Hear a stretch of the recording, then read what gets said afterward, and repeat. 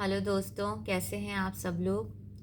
I hope जो मैं आप लोगों को समझाने की कोशिश कर रही हूँ आप लोगों को समझ में आ रहा हो। अगर नहीं आ रहा हो तो प्लीज़ कमेंट सेक्शन में बताइएगा या मैसेज भी कर दीजिएगा and I try to be better.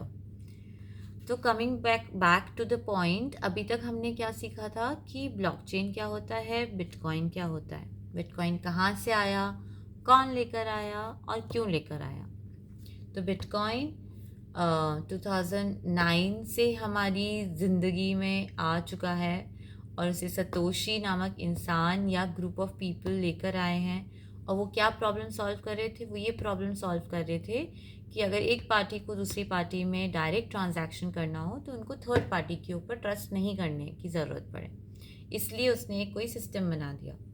उसने तो एक सिस्टम बना दिया और उसने उस सिस्टम का नाम दिया bitcoin, peer to peer electronic cash system.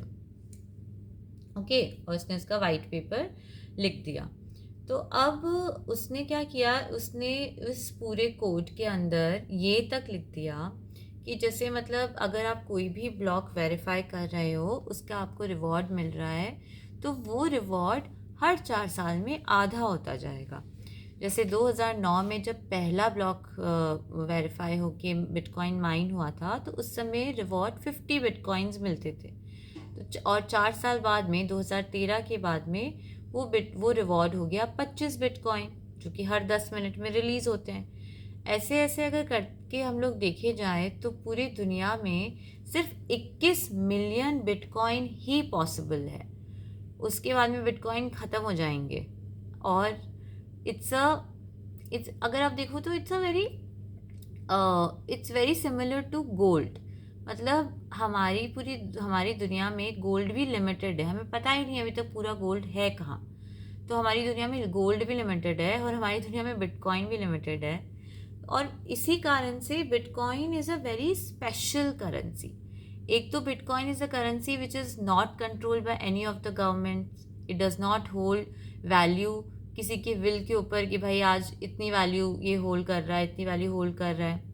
आप इसको नया छाप नहीं सकते हो, जैसे जो गवर्नमेंट्स पैसा छाप देती है उनके छापने के कारण हमारी जो एग्जिस्टिंग पैसा है उसकी वैल्यू कम हो जाती है। जैसे आप एक्स्ट्रा बिटकॉइन छाप नहीं सकते क्योंकि वो तो कम होता जा रहा है। तो वो उसकी सप्लाई दिन ब दिन कम होती जा रही है लेकिन डिमांड बढ़ती जा रही है, इस कारण से उसकी वैल्यू बढ़ती जा रही है। तो ये तो हो गई हमारी बिटकॉइन के बारे में बात। अब ऐसा क्या हुआ कि भाई मतलब ऐसा क्या ट्रांजैक्शन कर देगा बिटकॉइन जो मतलब ब्लॉक पे आप वेरीफाई कर रहे हो और उसके बदले में आपको रिवॉर्ड मिल रहा है, तो ये पूरा एक्चुअल में अंदर झोल हो क्या रहा है। तो अगर हम देखा जाए कि अगर जैसे मुझे किसी को भी पैसे देने तो वो जो मेरे से पैसे ले रहा है वो उसको कैसे पता पड़ेगा कि जो पैसा मैंने उसको दिया है वो किसी और को नहीं दिया है। तो वो उसके लिए वो किस पे रिलाई कर रहा है, वो हमारी जो ट्रस्टेड सेंट्रल अथॉरिटी है आरबीआई, उस पे रिलाई कर रहा है। वो बोल रहा है कि भाई आरबीआई ने तो सारा चेक किया ही होगा कि कुलगौरवी ने ये पैसा किसी और को नहीं दिया है और वो मुझे ही दे रही है। तो सतोशी का ये कहना था कि यार अगर कोई ट्रांजैक्शन हो रही है तो उसके बारे में we should be aware of it, know that the transaction is going right and why do we have to trust to anyone any of the third party. ऐसा नहीं होना चाहिए।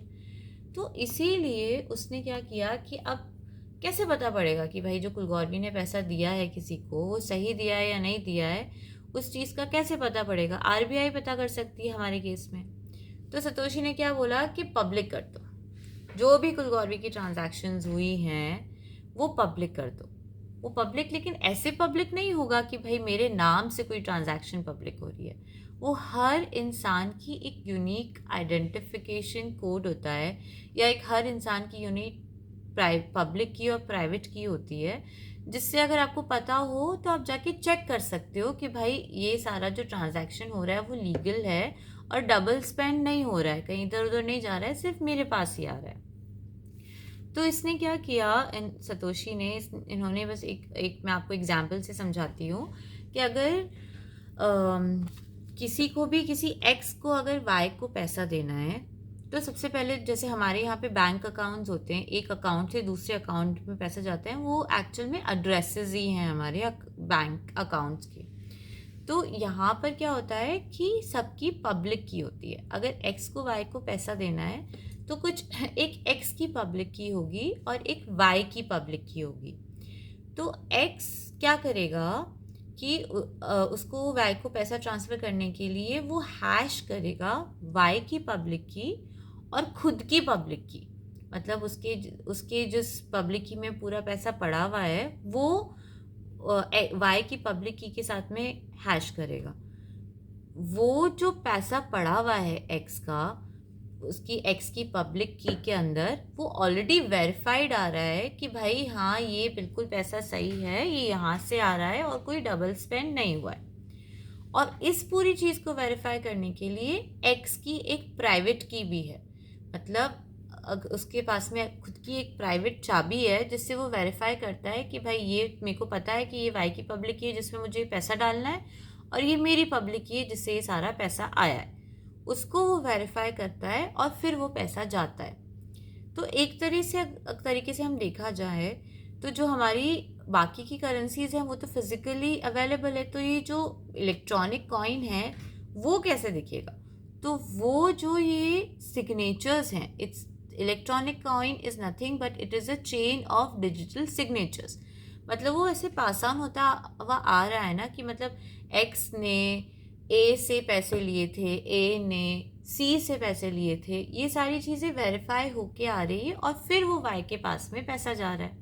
तो व्हाट इज इलेक्ट्रॉनिक कॉइन और bitcoin? It's a chain of digital signatures which get verified at each node and then it is passed on, मतलब तब जाके आप आगे पूरी ट्रांजैक्शन करते हो।